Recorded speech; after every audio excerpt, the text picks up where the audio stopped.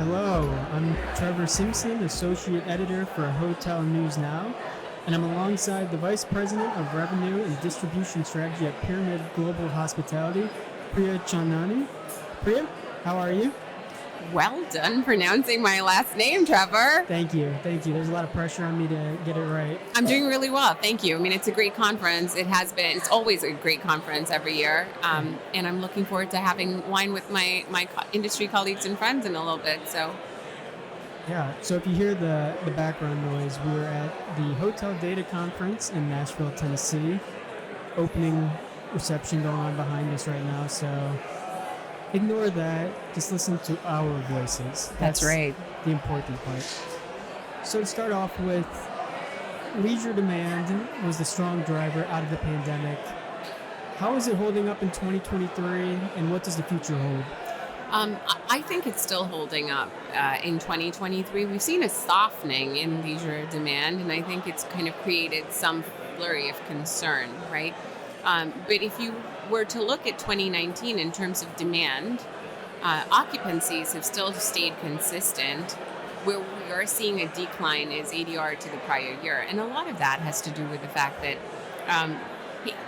last year was a great year, right? I mean, we had lesser of the outbound travel that we've seen this year. We saw more of the spend toward experiences and destinations, and for a hotel portfolio like mine, that was an amazing thing for our properties. Some of that demand's just stabilizing at this point, Trevor. It has nothing to do with, oh my God, we're seeing a slip in demand. It's simply ADRs are starting to see a slight dip, and it's primarily because of our premium room types. We're not selling as many suites or bungalows or villas as we did in the past years. But our pricing was so much higher last year than it is this year. It's simply a question of adjusting down that pricing slightly for the premium room types, but continuing to hold rate for our other room types. Yeah, last year was just so strong that it was bound to happen. Yeah, I think if in any ways, I mean, we heard Adam this morning, it's really a normalizing of demand than it is gloom and doom. Right. Yeah. What about the other travel segments? Is group still trending up, and how is business travel's recovery? Group's been amazing for us this year. We've started to see that rebound. Q1 and Q2 were fantastic. We are seeing a dip in Q3 if you have to look at group demand to the prior year. And Q4, where I know everyone's expressing concern, we're seeing a pretty strong Q4 currently. Q1 of 2024 still remains a concern, but the year 2024 is exceptionally strong for group. So I do think that 2024 will be the year for group. Yeah. And the focus for us is layering in that group effectively. So finding pockets where we truly need the group demand to be able to continue to leverage our transient rate efficiency. I am never a huge fan of discounting. I always think, the best thing to do is a rational pricing strategy that allows you to find, to protect your transient rate efficiency, but also find that optimal pricing for your room type. So group, to me, will be key in building strong foundation that allows us to continue with rational pricing strategy and protect that transient rate efficiency. And what about on the business travel side? Our portfolio, Trevor, on the luxury and leisure, we've never done that much in terms of BT to begin with. For group, corporate, we're starting to see some of that rebound. But I don't think BT is ever going to be as strong as it was in 2019. If you look at, index, I also think, and this is me, and I know I've had a couple of conversations with my industry colleagues on this. The lines are so gray with market segmentation. How do you even know what corporate is at this time, right? Steph's taking credit for bleisure, right? But how do you truly define what bleisure is if I'm spending the weekend with my family, but coming in Monday for an amazing conference such as this, right? Yeah, that's the problem. I think there are a lot of gray areas around market segment. They have been for a while now, but we're creatures of habit, and we love our market segmentation, and we love the mix. To me, what's more relevant is channel. So we are starting to see an uptick in GDS channels. Our consortia is exceptionally strong. Yeah. And so we are going to continue to invest and leverage that. We are seeing an uptick in group, as I told you, and that is definitely highly lucrative for our hotels, and we want to continue to invest in that segment specifically, and continue to leverage presence on through our direct channels as well as through our global distribution framework. Yeah. And then looking forward to 2024, I didn't prepare any questions about a recession going into today, but I heard a little bit of chatter that it's of concern. How is a potential recession affecting your 2024 budget planning? We are certainly relying on our CoStar reporting to give us, market information. I'd like to believe Adam, when he says, hey, it's going to be short term. I think we're all hoping for that. Based on the demand trends we're seeing currently, we are staying conservative on the occupancy side, but continuing to drive that rate forward. We still see potential for rate. And I think for my portfolio specifically, our reliance on group is really what we think will drive some of that demand as well as that rate for next year. Yeah. Another topic that I've heard a lot about today is international travel. What are you seeing in terms of international inbound travel so far this year? We definitely inbound travel, not as high as outbound travel, right? And we're seeing that consistently through the portfolio. I will tell you, I think with 2024, there was an announcement made recently for visa requirements to Europe.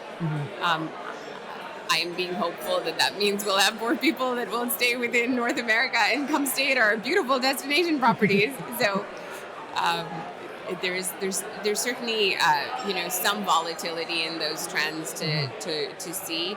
I do think for a lot of people there was a restriction on international travel for a long time, and this is probably the first year where people ventured outside of the country, and certainly the strength of the dollar encourages more of that international travel. Maybe next year is a different story. We've talked in the past about how the pandemic led to more collaboration in the commercial strategy space. What are some more steps that can be taken to improve that collaboration? In the commercial space, first, no more talking about pandemic. It's such a bad word. I think it's an evolution. I really do. I think so much of, during the pandemic, you could almost see a lot of companies starting to get more collaborative in the marketing and the sales in the revenue space.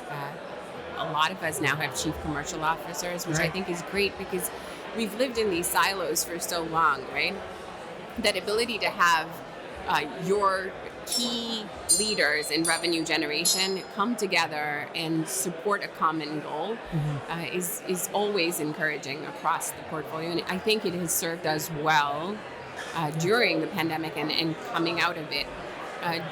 How do I see it evolving? I think, again, this is my personal passion, the world of total profit management, but I think the ability of commercial to influence not just room revenue, but also food and beverage, spa, cabanas.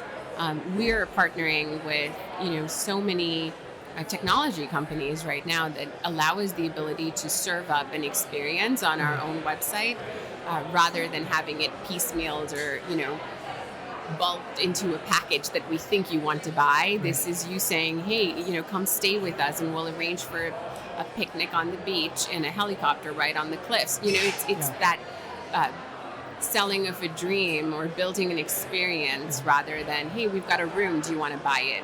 I don't think anyone wants to do that anymore. I think it is about living your experience today, and if we can create the technological environment if that's a word, and then complement it with sales, marketing, and revenue.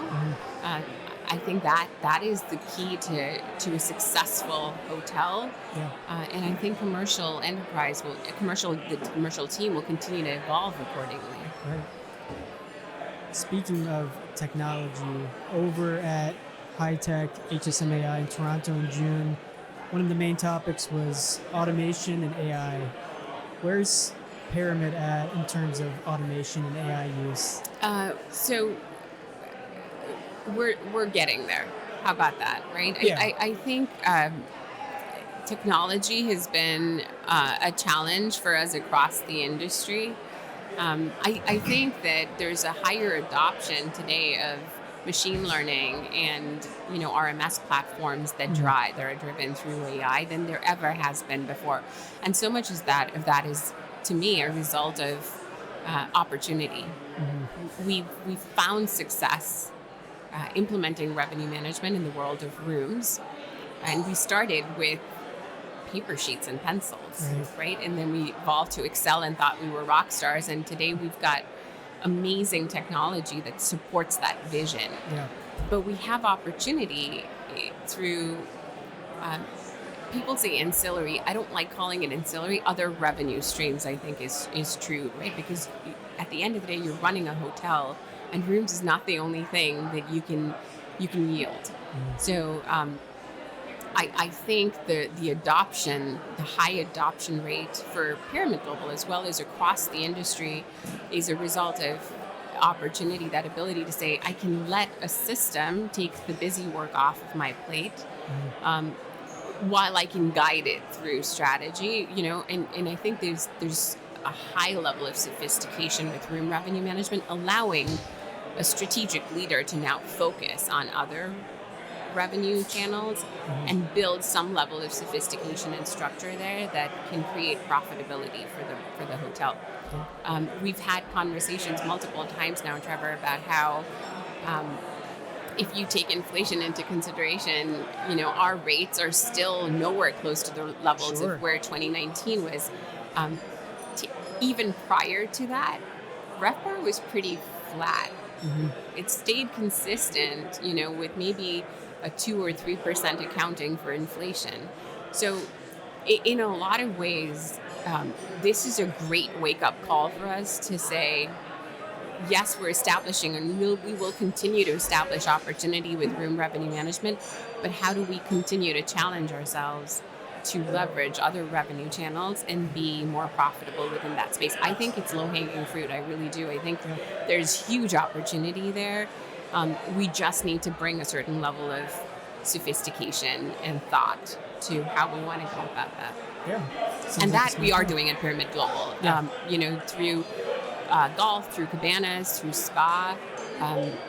It's certainly not as sophisticated as room revenue management is today, but it's a start. Right. Got to start somewhere. Absolutely. So final question, broadly, Priya, what are some goals that you have for Pyramid for the rest of the year in heading into 2024? For me, my personal goal is to ensure that a team walks into 2024 highly motivated and excited for the year. I mentioned that at my panel today. There's this high level of fatigue. There has to be. We've gone through some exceptional lows and some exceptional highs in the past 2 years. We've had challenges with staffing. We've had challenges with family members falling ill. We've had challenges with personal health. But through all of it, again, it speaks to the resilience of this industry and our teams. We have not only survived it, we have come around successful. But there will be a certain level of take a deep breath and calm it down, right? So I think for me, this year is about celebrating the team and their efforts and motivating them for 2024. There will always be ups and downs, but you will go through them together, and I think that's a huge focus. On a business level, there's a high focus on group So high investment, high focus on how we layer in group for next year. Um, and I think just for me, continue to protect, the great gains we have made in the last few years. Yeah. Awesome. Is there anything you wanted to add? No, I'm good. Okay. Awesome. Thank you for taking the time, Priya. Thanks, Trevor.